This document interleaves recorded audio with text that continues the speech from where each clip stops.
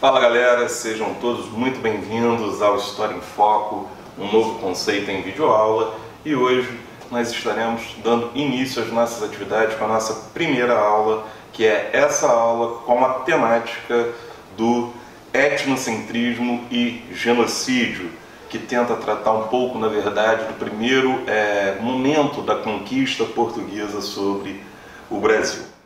Mas antes da gente começar a falar especificamente da chegada dos portugueses aqui e de todo o processo de aculturação que vai ser promovido por esses portugueses em relação à cultura indígena, é necessário responder uma pergunta básica da história. Por que estudar história? Mas antes da gente começar a nossa aula de forma mais direta, eu peço a você que curta esse vídeo e que compartilhe também esse vídeo nas suas redes sociais e se inscreva no nosso canal aqui no YouTube, para que você tenha acesso às novidades semanais que nós estaremos divulgando por aqui. Então vamos à resposta, ou vamos pelo menos tentar procurar uma resposta para essa primeira pergunta, que é: por que estudar história? Pensamos muitas vezes que a história é um passado, ou se refere a um passado morto que está distante da gente, em uma situação que não interfere, talvez, no nosso dia a dia, no nosso cotidiano. Muitas vezes, principalmente nos dias de hoje, nós ouvimos uma juventude que muitas vezes se preocupa pouco com a história ou conhece pouco a história. E, no entanto, ao desmerecê-la, acaba também por não compreender muito bem a sua própria condição de existência dentro do mundo hoje. A história, na verdade, é a forma como a humanidade encontra para se recriar, para se contar, para se explicar. Nesse sentido, a gente pode entender a história como sendo a disciplina que estuda a forma como a humanidade se constrói ao longo do tempo. Nesse sentido, a gente pode afirmar que conhecer o presente é conhecer o modo como ele foi criado.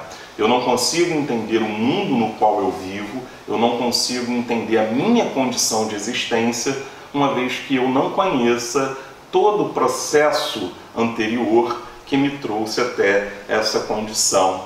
Parece um pensamento um pouco básico, mas é justamente ele que valoriza a história tal qual ela deve ser valorizada. Uma coisa também que eu acho muito importante que se diga logo de início é que nós não trabalhamos e não queremos trabalhar, na verdade, com um modelo de história que se foca em datas, que se foca em grandes heróis ou que atinge um foco contado pelos vencedores. A história, enquanto discurso, ela pode ser produzida com diferentes interesses.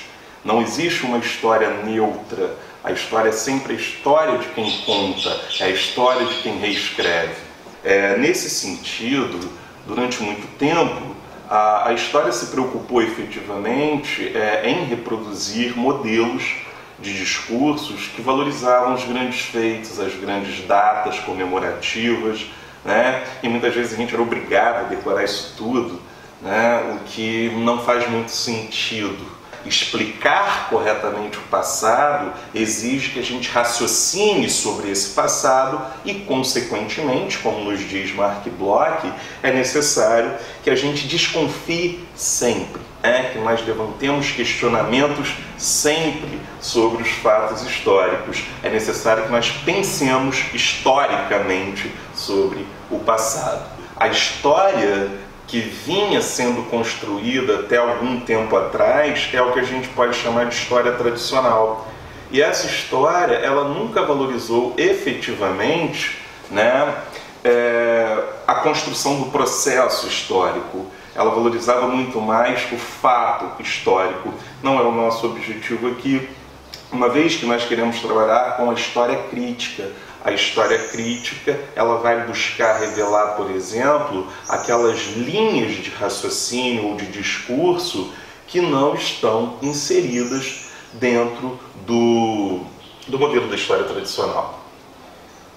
Nosso objetivo aqui, na verdade, ao tentar construir uma história crítica do Brasil, é justamente estabelecer um conjunto de indagações, de questionamentos ao processo histórico que se deu até os dias de hoje, ao processo histórico que se inicia muito antes da chegada do português, mas que se constrói numa nova realidade a partir de 1500 até os dias de hoje.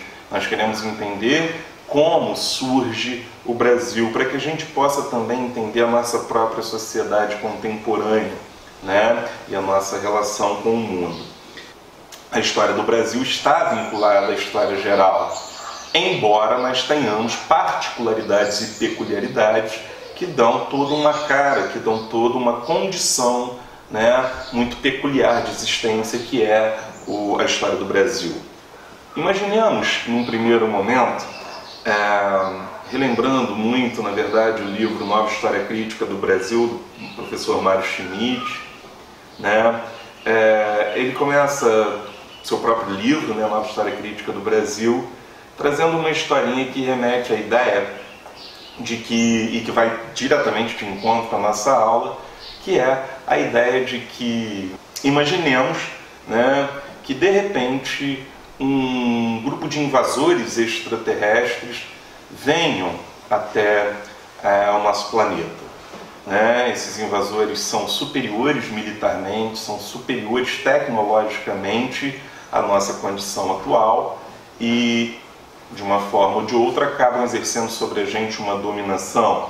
Chegando aqui, essas pessoas invadem as nossas casas, essas pessoas estupram as nossas mulheres e nossas irmãs, nossas filhas, essas pessoas nos transformam em escravos, essas pessoas absorvem todas as nossas riquezas naturais, elas tomam os nossos lares, tomam os nossos governos, né? Nos obrigam a acreditar em deuses que sequer ouvimos falar ao longo do tempo. Enfim, acredito que já dê para imaginar que essa história, ela não é uma história tão simples, ela está vinculada à própria história do Brasil. Na verdade, não é possível falar do início da construção do Brasil sem reconhecer a violência cometida em relação aos povos indígenas que habitavam o território brasileiro. Né? Nós tínhamos aproximadamente, segundo alguns cálculos, de 2 a 4 milhões de indígenas no Brasil em 1500, quando da chegada dos portugueses. Né? Índios que tinham a sua organização social, a sua organização cultural, a sua organização religiosa, a sua organização econômica, não eram efetivamente uma organização homogênea, muito pelo contrário, existiam diversas etnias dentro desse contexto pré-português. A própria ideia de padronização, quando nós nos referimos ao índio, né, como se fosse apenas um índio, revela um pouco da violência que a gente ainda comete com essas comunidades. Diga-se de passagem, hoje no Brasil a violência contra a comunidade indígena é muito grande, né? Os interesses do agronegócio, os interesses da empresa, né, capitalista agrícola, por exemplo, ela de alguma forma não convive, aliás, de todas as formas, ela não convive com a existência de comunidades indígenas, de demarcação de terras indígenas. Nesse sentido, a violência que se comete em relação aos povos indígenas nos dias de hoje ainda são visíveis, perceptíveis e gigantescas. Mas elas começam lá atrás. Elas começam com um processo vinculado a todo o contexto de início da Idade Moderna. A Europa, no início do século XVI, momento do encontro dos portugueses com os indígenas aqui no Brasil, a Europa vivia a formação dos Estados Nacionais, com o absolutismo monárquico, com o mercantilismo e toda a sua sede de ouro, a sua sede de riqueza enquanto prática econômica, um conjunto de práticas econômicas. Vivia-se também o Renascimento, as reformas religiosas protestantes, né? Novos tempos, novos ares, novos pensamentos. E junto com todo esse conjunto de coisas, nós temos o processo da expansão marítima, das grandes navegações, cujo um dos resultados, né, é justamente a chegada dos portugueses até o Brasil. O português, quando ele sai de Portugal em direção ao Brasil, ele tem na mentalidade dele o que ele podia encontrar nessas terras que pudesse lhe dar riqueza. Quais são as riquezas que eu posso explorar nessas terras? Na verdade, era uma pergunta comum a todos os exploradores europeus no início da Idade Moderna. Não se buscavam novas terras para se viver em condições diferentes da Europa. Pelo contrário, buscava-se novas terras para que novas riquezas pudessem abastecer os interesses europeus naquele momento. Nesse sentido, quando os portugueses aqui chegam, isso fica muito claro na Carta do Caminha, né? Na próxima aula nós estaremos analisando esses documentos de forma mais palpável, tá? Mas percebemos a violência contida na própria ideia do encontro de novas terras, de novas riquezas, e de que tudo era possível, de que tudo na verdade deveria acontecer para que essa conquista se efetivasse. O europeu que sai da Europa em direção à América, no caso português que vem para o Brasil, ele vem carregado com um sentimento que nós chamamos de eurocentrismo. O que significa o eurocentrismo? O eurocentrismo, na verdade, é a visão que o europeu constrói de si, de que a sua cultura, de que os seus valores, né, são superiores em relação ao resto do mundo.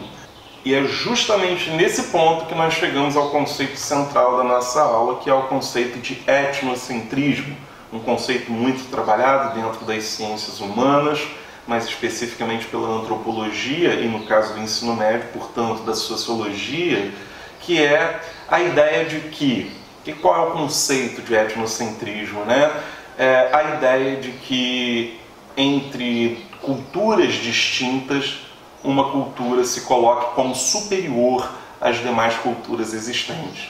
Nesse sentido, o etnocentrismo passa a ser uma máquina de guerra, porque sempre que eu comparo a minha cultura a outras culturas, a tendência é que eu valorize a minha formação cultural e não a formação cultural distinta da minha realidade. Então, movidos por esse eurocentrismo, os portugueses vêm até essas terras, supostamente a descobrem e empreendem todo um processo de aculturação, ou seja, um processo de transformação cultural forçada de fora para dentro sobre as comunidades indígenas que aqui existiam. E, portanto, promovem também, trazendo novas doenças, o processo de escravização, todas as questões que serão discutidas em próximas aulas, né, mas que provocam o que nós podemos chamar de um verdadeiro genocídio, né? Se nós compararmos numericamente, quantitativamente, a quantidade de indígenas que existiam em 1500 com a quantidade de indígenas que existem hoje, ainda com as suas terras e culturas preservadas, nós vamos ver que essa diferença é muito grande. Então, certamente, todo o processo que nós iremos relatar nas nossas próximas aulas, eles se iniciam com um processo de violência muito grande que nós vamos caracterizar, conceituar como um processo etnocêntrico, eurocêntrico, em que o português, embebido do seu desejo, da sua sede por riquezas, né, ele vai empreender todo um processo de conquista pautado na violência da espada, na violência da cruz, na violência cultural sem precedente para a história. Então a nossa história já começa com um processo de violência muito explícito em relação às comunidades que aqui existiam. No nosso próximo encontro, nós estaremos falando um pouco do contexto europeu no final da Idade Média, no início da Idade Moderna, do qual faz parte o processo de encontro português das terras brasileiras, que nós não chamaremos de descobrimento. Então, na próxima nós estamos juntos, espero que tenham gostado, não deixem de se inscrever no canal e curtir o vídeo e compartilhar nas suas redes sociais também, divulgando o projeto História em Foco. Um grande abraço, galera, e até a próxima.